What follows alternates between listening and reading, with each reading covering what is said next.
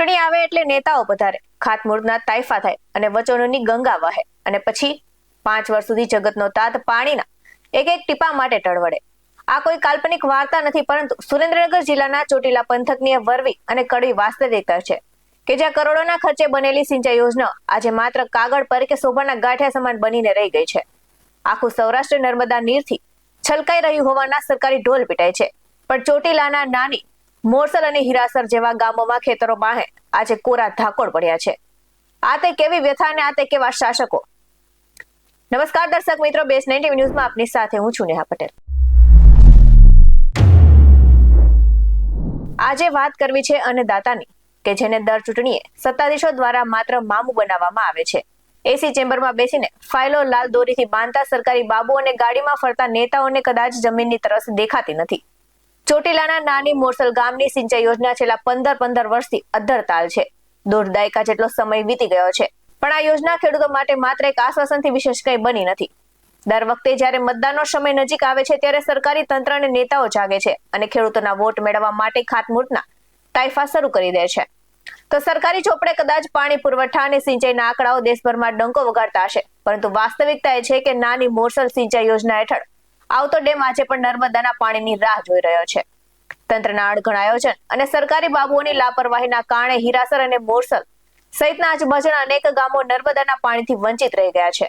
તો ખેડૂતોનો આક્ષેપ છે કે ચૂંટણી આવે એટલે નેતાઓ ગામમાં બે ભૂંગળા પાઇપો નાખીને એવી હવા ઊભી કરે છે કે જાણે કાલે જ આખું ગામ નર્મદાના પાણીથી ભરાઈ જશે, પણ જેવી ચૂંટણી પતે એટલે પેટીઓ સીલ થાય એટલે બાબુઓની ફાઇલો પણ બંધ થઈ જાય અને નેતાઓ પોતાના વચનો ભૂલી જાય છે।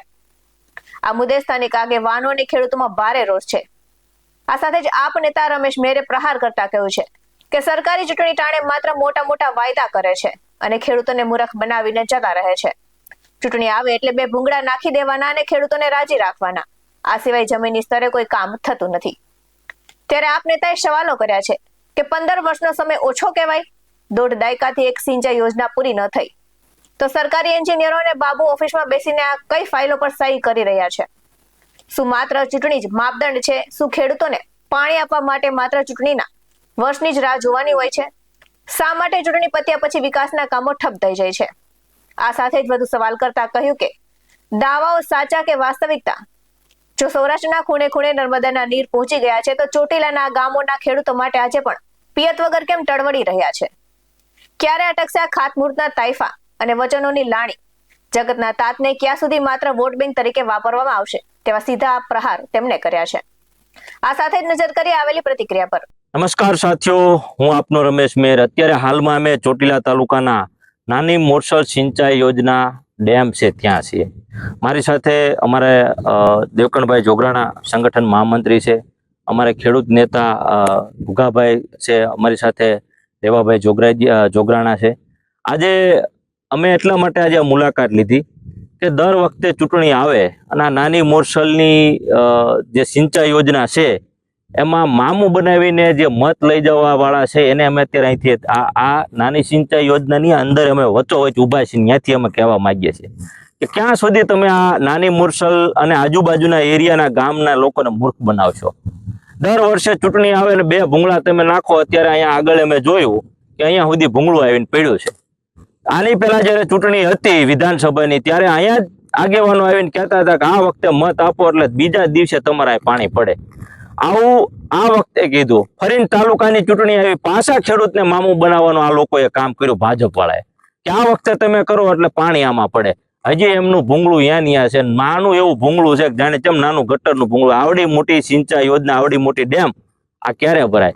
હાલમાં જો આ સિંચાઈ યોજનાથી પાણી ભરાઈ ગયું હોત, અહીંથી કચ્છ સુધી પાણી જાય, સૌરાષ્ટ્ર આખામાં પાણી જાય, માત્ર ને માત્ર આ એક ચોટીલાના એરિયો અને આજુબાજુના એરિયાને પાણીથી, પિયતના પાણીથી, નર્મદાના પાણીથી વંચિત રાખવાનું કામ આ ભારતીય જનતા પાર્ટીએ કર્યું છે। દરેક જગ્યાએ અહીંથી ડુંગર ઉપર પાણી ચડતું હોય, પણ અહીંયા જયારે અમારા ચોટીલાના ખેડૂતને પાણી આપવાનું થાય ત્યારે એમને ઊંધી રકાબીનો ક્યાંક ને ક્યાંક વાંક આવે। તો અમે તો એ મામું બનાવવા વાળા માણસોને કહેવી છે ને મામું બનવા વાળા માણસોને ખેડૂતને પણ કહીએ છીએ કે તમે જાગો અને આને પૂછો કે ભાઈ તને મત આપ્યા શેના માટે આપ્યા હતા? દર વખતે તમે પાણીના નામે મત લઈ જાવ છો, હજી આમાં ટીપું નથી। અત્યારે વરસાદ ખેંચાણો છે, વરસાદ ખેંચાવાના કારણે લોકોના બિયારણ ફેલ થયા. જો અહીંયા આમાં સિંચાઈ યોજનામાં પાણી પીડ્યું હોત તો અત્યારે બધા ખેડૂતનો કપા કમ્પ્લીટલી પાકી ગયો હોત, બધા પાક પાકી ગયા હોત. અત્યારે મોટા ભાગનું બિયારણ ફેલ છે. ઢોરને પાણી પીવા માટે વલખા મારી રહ્યા છે. ઢોરને નીણચારા માટે કઈ વ્યવસ્થા નથી.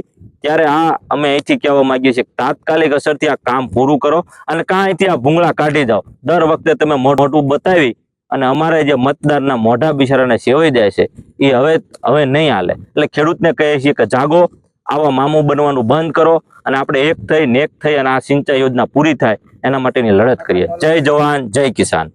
આવા જ વધુ અહેવાલ સાથે ફરી મળતા રહીશું. તમે મારી યુટ્યુબ ચેનલને સબસ્ક્રાઇબ કરવાનું અને અમને ફેસબુક અને ઇન્સ્ટાગ્રામ પર ફોલો કરવાનું ભૂલશો નહીં. બાકી નવી અપડેટ મેળવવા માટે આપ જોતા રહો બેસને ટીવી ન્યૂઝ. નમસ્કાર.